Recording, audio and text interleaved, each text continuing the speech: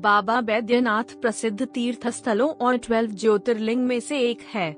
इसे भगवान शिव का सबसे पवित्र स्थल माना जाता है। ये एक ज्योतिर्लिंग है जो शक्तिपीठ भी है। मान्यता है कि इसकी स्थापना स्वयं भगवान विष्णु ने की थी। मान्यता है कि इस मंदिर में आने वाले भक्तों की सभी मनोकामनाएं पूरी होती हैं। इसलिए मंदिर में स्थापित शिवलिंग को कामना लिंग के नाम से भी जाना जाता है। ये लिंग रावण की भक्ति का प्रतीक है। इस जगह को लोग बाबा बैजनाथ धाम के नाम से भी जानते हैं। सावन में इस जगह का खास महत्व होता है।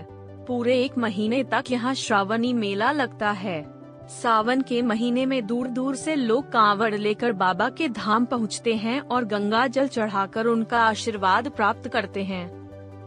भगवान शिव के भक्त रावण और बाबा बैजनाथ की कहानी बड़ी निराली है।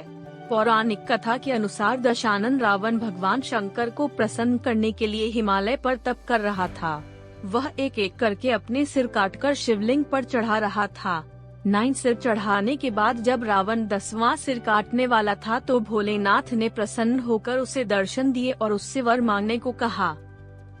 तब रावण ने कामना लिंग को ही लंका ले जाने का वरदान मांग लिया।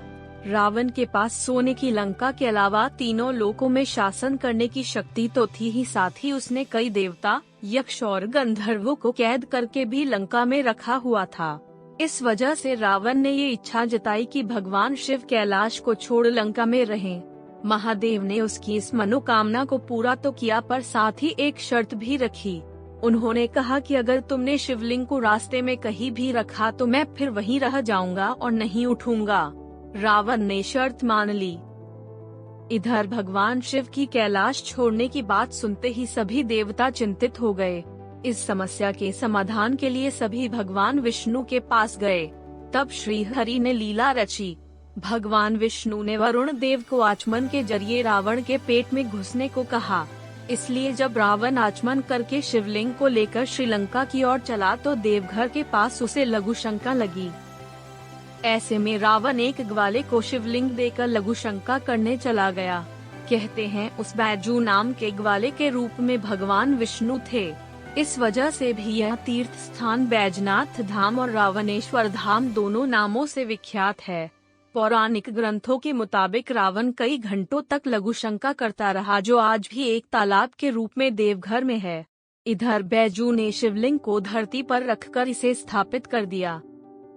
जब रावण लौट कर आया तो लाख कोशिश के बाद भी शिवलिंग को उठा नहीं पाया।